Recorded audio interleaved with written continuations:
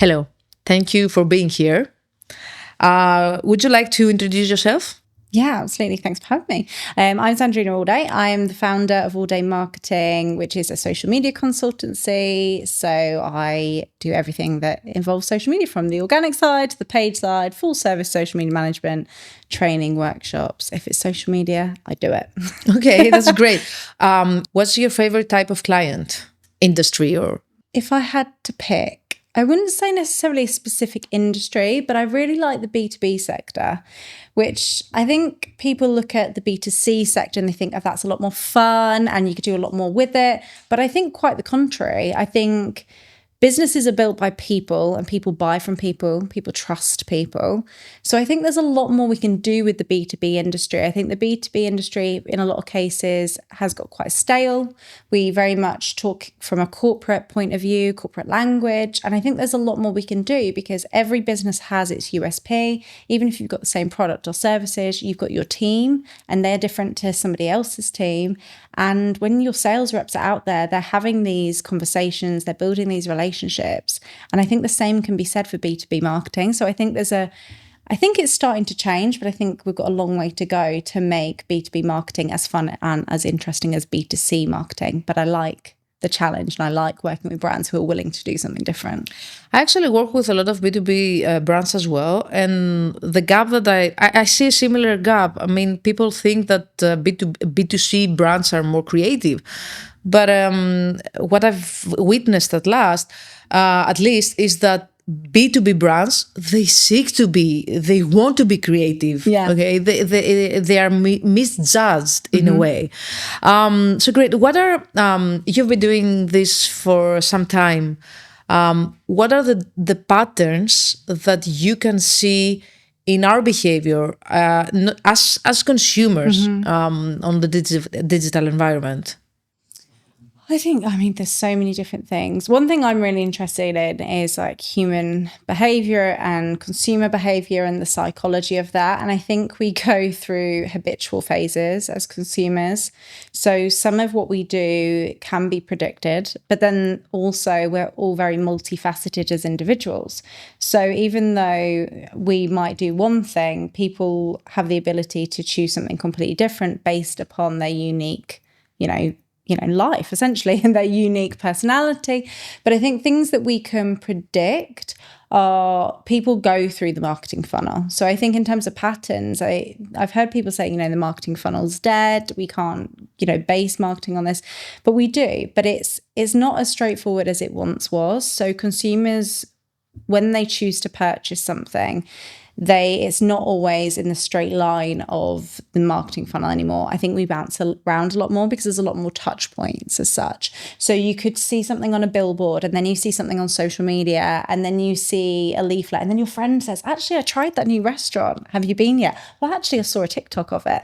And so I think it's not as clear cut as the marketing funnel presents, even though I think there's a lot of learnings and there's a lot we can take from it and it's still relevant. But I think we bounce up and down before we make the final decision, which is something that I don't think spoken enough about. So I think the patterns are essentially people will follow the behavior in terms of they need to be aware of you. You need to warm up the audience, but you also don't know who else is doing that for you, for your brand. And like we've got user-generated content. So there's content being made that helps those patterns continue, essentially. Do you think that we, as consumers and as a society, do you think that we understand, we comprehend the impact of those patterns in the way we are deciding on things? I mean, obviously, you've just described a simple example of, I've seen something on TikTok, I liked it, I'm gonna go and find out if it's good or not. But do you think that we actually understand the impact of those patterns in our life? No, I don't think we do. And I think this is where ethical versus unethical marketing comes into play, actually, because there are a lot of brands that would say, consumerism, when you get into it, we are a lot of products and services out there we don't actually need. And we're selling something that somebody really doesn't need, right?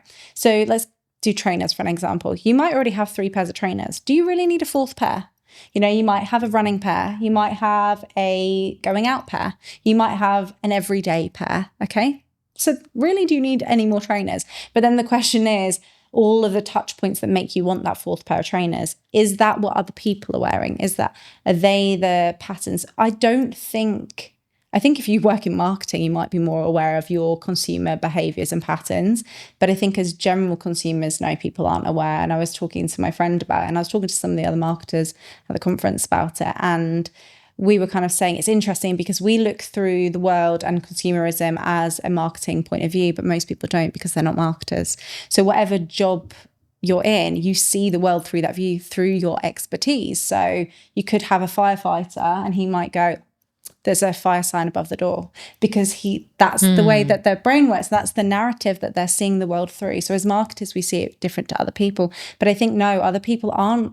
They know they're being influenced. They're being influenced by influencers, TV ad. They know that marketing exists, but I don't think they really truly understand the power and the dynamics at play and how brands can manipulate you to want something, rightly or wrongly.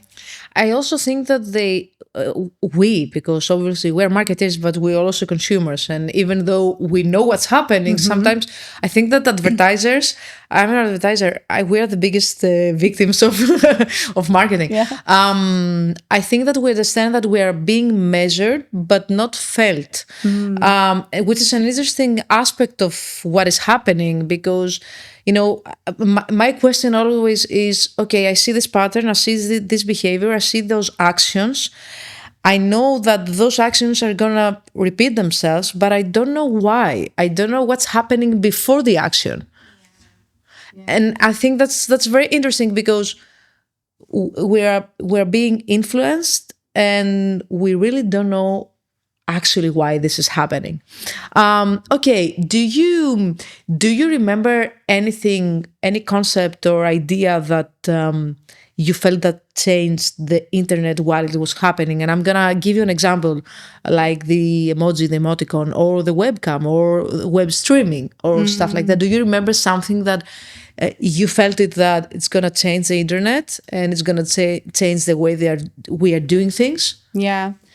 I mean, as we've spoken so much about Facebook today, I think we've got to go with Facebook. Like, Facebook was the pioneer. It was one of the original social media networking platforms. And I think that fundamentally has changed so many people's lives, right? Like, whether they wanted it to or not, because then we've had the explosion of other social media platforms as a result of that. Facebook was designed essentially to network with your peers on college campuses. The social in social media, it was to be social.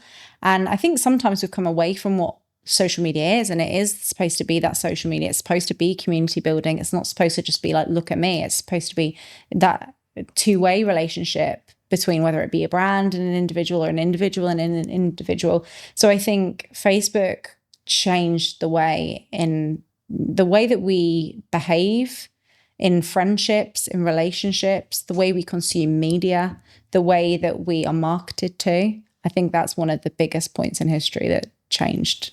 You could say, and I'm gonna end up with this, that it kind of became a systemization of those relationships and visibility, which is good and bad at the same time, right? Yeah, absolutely. I think social media can be a force for good and it can be a force for bad. And again, going back to like the ethical marketing, I think you have to ask yourselves, are you doing the right things? Are you and Facebook, they will have teams that think about this, and we think about the algorithms and how we get hooked into, and it's like, is that a good thing? Like, obviously for businesses, it's great. You can advertise on a method that is always on.